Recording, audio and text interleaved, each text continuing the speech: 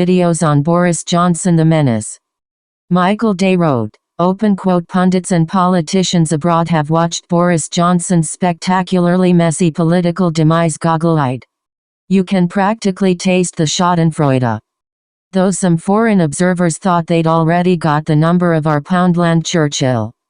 Daily Kos, a blog on the U.S. Democratic Party, thought Johnson would go down as one of the worst ever prime ministers.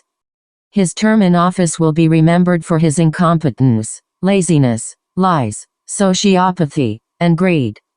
As bad as his promotion of Brexit was, his handling of the divorce with Europe has been scandalously third-rate.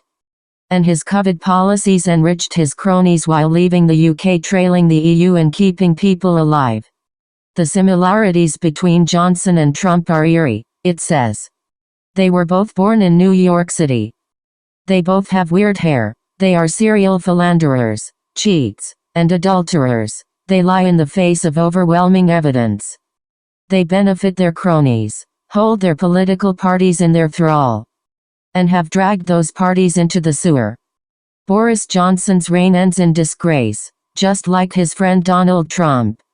The end of an era of transatlantic populism? Let's hope so. EU-UK relations suffered hugely with Johnson's choice of Brexit.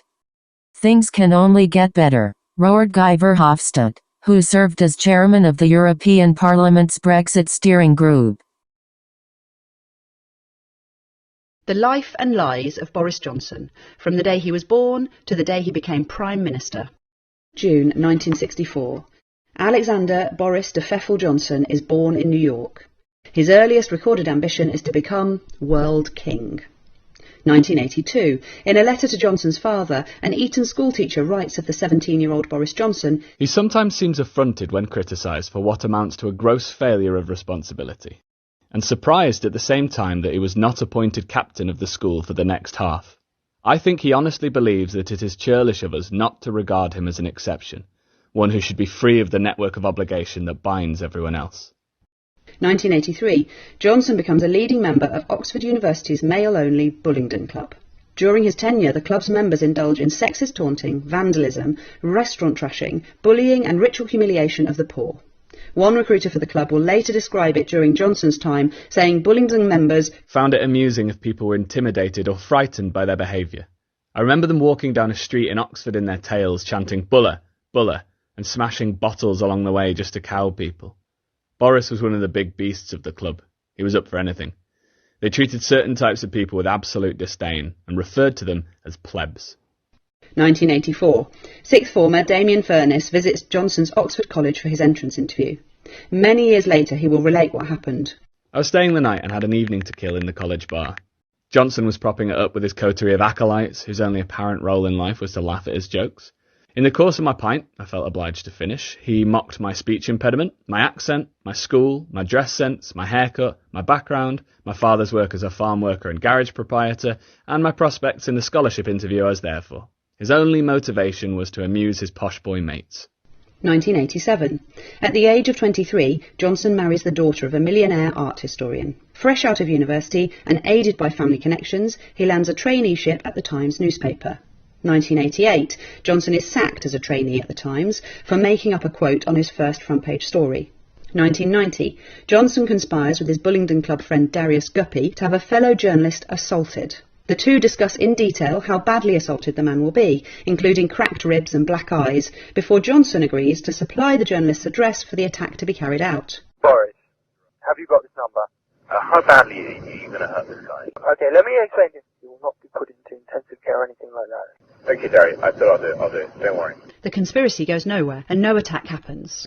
1991. According to a friend of Johnson's wife, an incident occurs in which Johnson displays his frightening temper, after which his wife turns up at the friend's flat in Brussels looking shocked, scared and on the brink of tears. The marriage soon deteriorates as Johnson begins an affair with a barrister. 1993. Johnson gets his barrister girlfriend pregnant and is soon divorced for the first time. 1994. He is now a columnist for The Telegraph and The Spectator magazine. His columns include racially charged invectives such as slamming Nelson Mandela for the, quote, tyranny of black majority rule in post-apartheid South Africa, and describing Chinese workers as, quote, puffing coolies. 1995, he describes the children of single mothers as, quote, ill-raised, ignorant, aggressive and illegitimate, saying it is, quote, outrageous that married couples should pay for the single mother's desire to procreate independently of men. In the same piece, he dismisses working-class men as, quote, likely to be drunk, criminal, aimless, feckless and hopeless.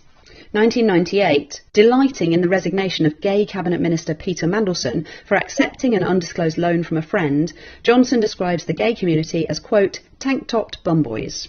1999, Johnson is made editor of The Spectator magazine, promising owner Conrad Black he will not stand to be an MP. 2000, Johnson begins a relationship with one of his employees. He promises her that he will leave his wife to marry her. He does not leave his wife. 2001, breaking his promise to the owner of The Spectator, Johnson stands to be an MP. He now promises voters in Henley that if they vote for him, he will step down as editor of The Spectator. That June, he becomes MP for Henley. He does not step down as editor of The Spectator. In a book he writes during the election campaign, Johnson compares equal marriage to a union between 3 men and a dog. 2002, writing in The Spectator, Johnson defends British colonialism in Africa, saying, the problem is not that we were once in charge, but that we are not in charge anymore. Left to their own devices, the natives would rely on nothing but the instant carbohydrate gratification of the plantain. Meanwhile, in The Telegraph, he describes black Africans as, quote, flag-waving pickaninnies with watermelon smiles. 2003, Johnson is made Vice Chair of the Conservative Party and Shadow Arts Minister. 2004, rumours circulate that Johnson has got one of his employees pregnant, resulting in her having an abortion.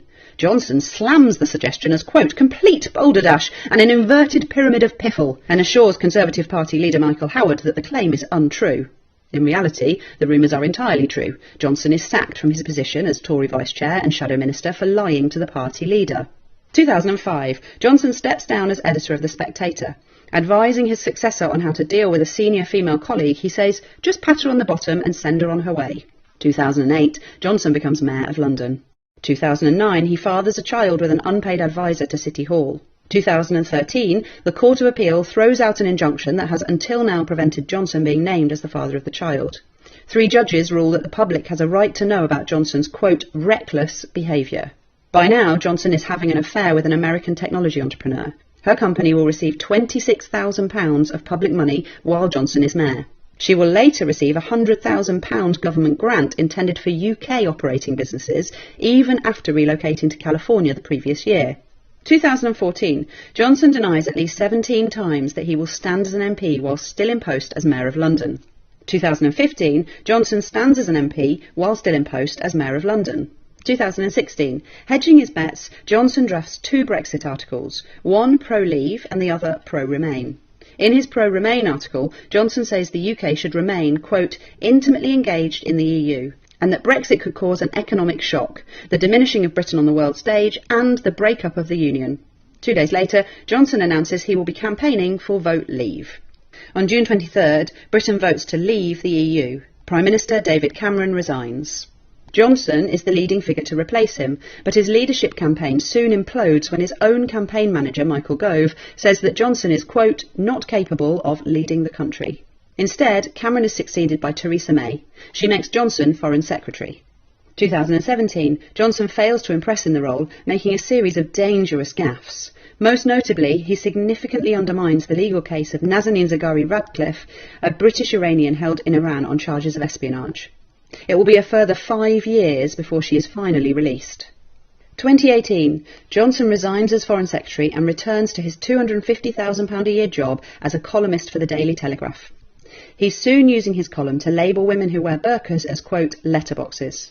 His brother Leo, who's married to a Muslim, slams Johnson for his, quote, bigotry.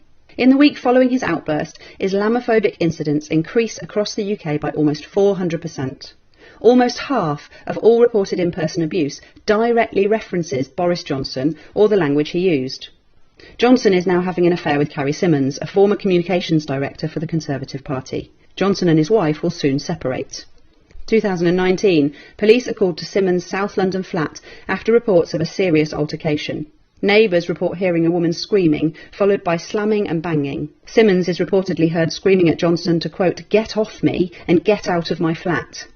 Simmons will soon be expecting a baby. It is the 5th time as a married man that Johnson has made another woman, who isn't his wife, pregnant. On the 19th of July, following an internal Conservative Party coup against Theresa May, Johnson fulfills his lifetime ambition and becomes Prime Minister of the United Kingdom. Everything in this film was known before the Tory Party made him Prime Minister. His tenure has been an administrative and a moral failure. The question now is, what will Conservative MPs do about it?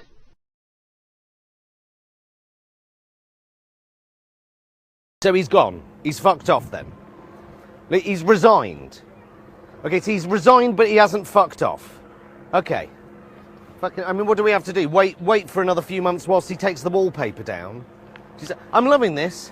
What an exit. The Prime Minister forgot that his whip was a sexual predator. No answer to that one. No answer, no humility, no meaningful apology. For days, just more Dickensian twaddle. And a little reshuffle. Not so much reshuffling deck chairs on the Titanic, more reshuffling cat shit on a litter tray. And the manner of his departure should tell you everything you need to know. No dignity, just desperation and delusion and a despotic disposal to cling to power, no matter the harm to our country. A Tory party facing the inevitable truth that they have been complicit in enabling one of the most dangerously incompetent and untrustworthy, selfish individuals ever to have occupied number 10 for as long as they have. And what's beautiful is it was the lying that got him in the end. He leaves in disgrace, as well he should, having exposed himself once and for all for what we always knew him to be. Not a statesman, but a sad little liar. A Shakespearean tragedy written by monkeys on typewriters. A Prime Minister who is as adept at lying at the dispatch box as he is to his string of mistresses. Every marriage Boris has had has ended when he fucked someone else and got them pregnant. That's who he is. Lies on top of lies on top of lies. He lies and gets people to lie on his behalf, and then lies about the lying. And when he runs out of lies, he can always rely on the incompetence card. I forgot. I can't remember. I don't understand what the word party means. My willy just ended up inside my secretary. Oh, I forgot that he's a renowned sex pest. Essentially, a man who would rather pretend to be stupid than admit his mistakes, which of course makes him a coward. A desperate, sad, talentless flag shagger who is so blatant in his dishonesty that when accused of lying to Parliament, he simply tries to change the rules to make it okay to lie to Parliament. Who, when his own ethics advisors resign in disgust at his complete lack of ethics, scraps the role of ethics advisor altogether, which proves his complete lack of ethics. But the devastating cries over the last few days from the Tory party of enough is enough and one step too far are coming from the same people who have sat and watched him take a flamethrower to their party and our constitution for 3 fucking years. Fuck up after fuck up, lie after lie. And they were thinking what? Oh, he'll get better in a minute. All of them talking about trust and integrity. If you cared so much about trust and integrity, then why the fuck did you put Boris Johnson in number 10 in the first place? All of the reasons they're getting rid of him now, lack of leadership, lack of morals, lack of integrity, lack of truth, all these traits have been in plain sight for years. His CV reads like a demon's resume. These noble cabinet ministers all falling on their swords. These are the fuckers that enabled Boris